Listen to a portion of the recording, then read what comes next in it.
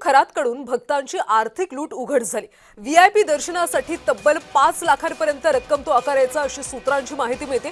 काही भक्तांकडून महागड्या गाड्या सुद्धा घेतल्याची माहिती आहे। जास्त पैसे देणाऱ्यांना खरात प्राधान्य देत असल्याची माहिती आहे। एसआयटी तपासात धक्कादायक खुलासे समोर आले। तर अशोक खरात कशा पद्धतीने पैसे आकारायचं हे आपण पाहतोय। व्हीआयपी दर्शनासाठी तब्बल 5 लाख रुपये तो घ्यायचा। जास्त पैसे देणाऱ्यांना खरात प्राधान्य द्यायचं। आणि या सगळ्या संदर्भात अधिकचे अपडेट्स देत आहेत आमचे नाशिकचे प्रतिनिधी किरण गोटूर। किरण, एसआयटी तपासामधून रोज नवे नवे खुलासे समोर येत आहेत। आता तर कळतंय की तो 5 लाख रुपयांपर्यंतची खरात रक्कम आकारायचा। नेमके काय अपडेट्स मिळत आहेत?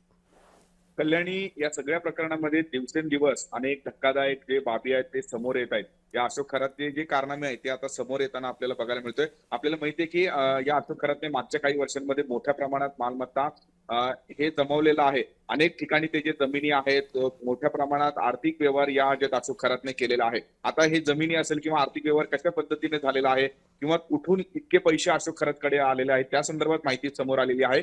जे व्हीआयपी लोक या अशोक खरातकडे दर्शनासाठी यायचे आणि व्हीआयपी दर्शनासाठी अशोक खरात 5-5 लाख रुपये घ्यायच्या अशा पद्धतीची माहिती समोर आलेली आहे। आणि त्याच पद्धतीने काही भक्तांकडनं महागडे गाड्या सुद्धा या अशोक खरातने फक्त दर्शनासाठी घेतलेला आहे अशाही पद्धतीचं माहिती आहे। आणि विशेष म्हणजे ज्यात अमावस्या आणि पौर्णिमेला खूप मोठ्या प्रमाणात गर्दी या अशोक खरातकडे व्हायची अशी ही माहिती सूत्रांनी दिलेली आहे। आणि जो जास्त पैसे द्यायचा त्या लोकांसोबत हा जो आहे तो अमावस्या आणि एकूणच पौर्णिमेला हा जात होता अशा पद्धतीची माहिती मिळत आहे। त्यामुळे मोठ्या प्रमाणात आर्थिक माया जो आहे तो या अशोक खरातने या सगळ्या माध्यमातून जमवलेला आहे। धार्मिक विधीच्या नावाखाली, दर्शनाच्या नावाखाली अशा पद्धतीची लूट भाविकांची या अशोक खरातने केलेली आहे। आणि त्याच पैशातून इतकी मोठी मालमत्ता जी आहे त्या अशोक खरातने जमा केलेली आहे। या सगळ्या प्रकरणाच्या तपासाला आता वेग आलेला आहे। आर्थिक संदर्भात इन्कम टॅक्सला सुद्धा एसआयटीने पत्र पाठवलेलं आहे की या सगळ्या प्रकरणाचा तपास करण्यासाठी आता वेगवेगळे अँगलनी या सगळ्या प्रकरणाचा तपास होतोय। त्यामुळे अजून काय काय तपासामध्ये बाहेर येईल, समोर येईल हे बघणं महत्त्वाचं असणार आहे।